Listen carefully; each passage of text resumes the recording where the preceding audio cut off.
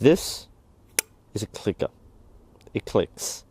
Thank you for watching. Remember to like and subscribe, and I'll see you next time. I'm pretty sure I make that joke in every clicker video, but here we go again with another clicker video. No doubt, if you're watching the Olympic Games, you would have noticed a few weird things about the bows. Apart from the fact that they're weird, shiny, long things sticking out, one of the things which people really pay attention to on camera is the sting that moves before the arrow goes off, or before the archer releases. You don't really hear it in the events, but you can definitely see this move. So what this tool is on a modern bow, it's called a clicker. It functions as a draw length indicator. It is something which is only used in modern archery. There are some trad versions of this, but this is primarily used in modern archery. Now, personally, some people will say that certain tools like sights and stabilizers are kind of like cheating because they make things easier. I would argue that the clicker is actually the most cheating tool. Not because it's actually cheating, but because if you take it off, many archers go, oh, how do I draw? What is bow? Sort of thing. So it's actually a really funny, small, subtle inclusion, but we train with this so intensely that it becomes part of us in a very strange way. So what does it do? The clicker's function is to add precision and consistency to the shot process, and we'll explain why. With a normal bow, such as this trad bow, when you draw and shoot, which I won't do here, but when you draw it back, you'll see that the arrow will come to a certain point before the fingers over here. Now, that can vary a lot because the process of drawing a bow involves a lot of precise movements with the shoulders and the hands. So when we don't draw it back consistently, it actually imparts a different amount of force on each shot. So one shot might be this far away, another shot might be that far away.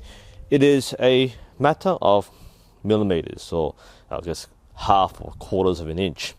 So one thing we want to do with modern archery, which is the form which wants the most amount of precision and the least amount of variation, we want to make sure that the draw is as identical as possible, because you're trying to shoot the same target 100 times in a row, or 72 times in a standard target round.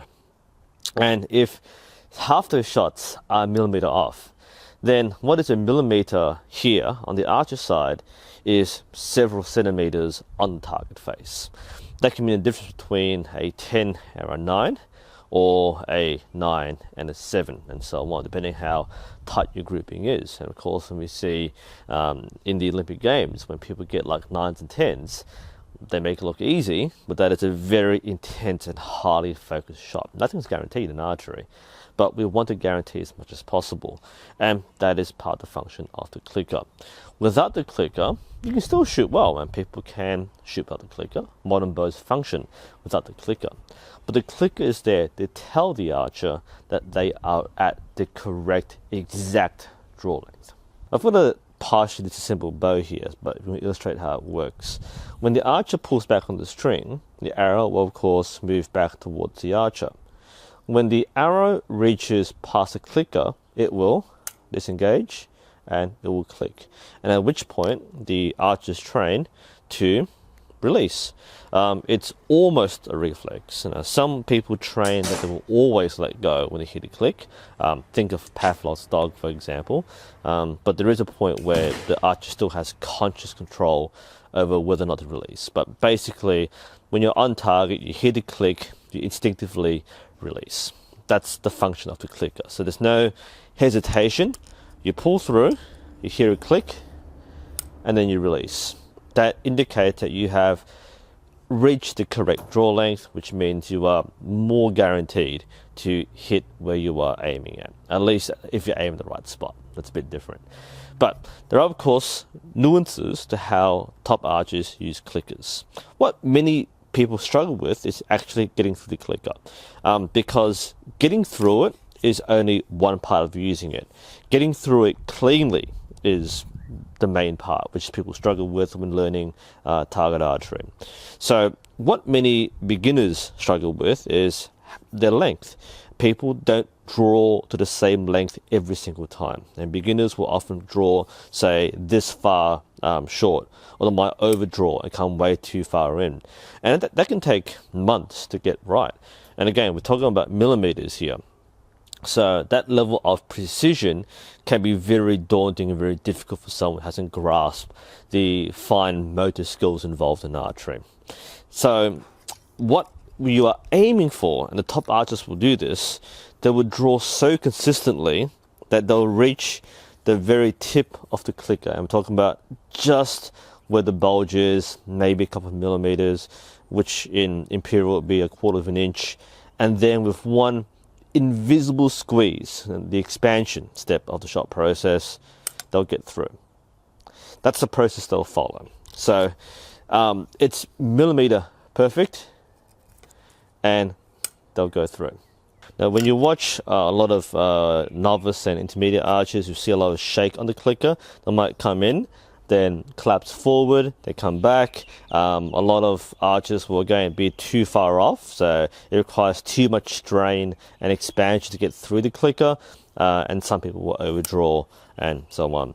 Like I've said, you can still shoot without it, and you can still execute a decent shot without it, but it won't be a consistent shot. So sometimes you hit where you want to, sometimes you don't, and that's just a function of whether or not you can compensate without the clicker. So yeah, that's the clicker. That's one of the tools you'll see on a modern bow.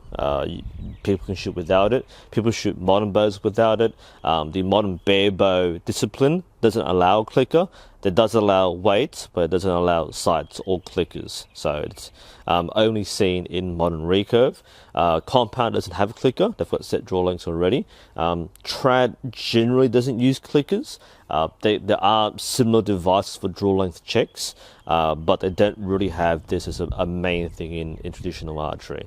The result, of course, is that if you don't have one, you're more prone to be inconsistent. It doesn't mean you can be a bad shot. I'm not saying that modern tools make you automatically better, but it does increase the amount of variation between shots, which means you can't expect the same level of consistent precision as you would with, say, a compound or a recurve bow using a clicker.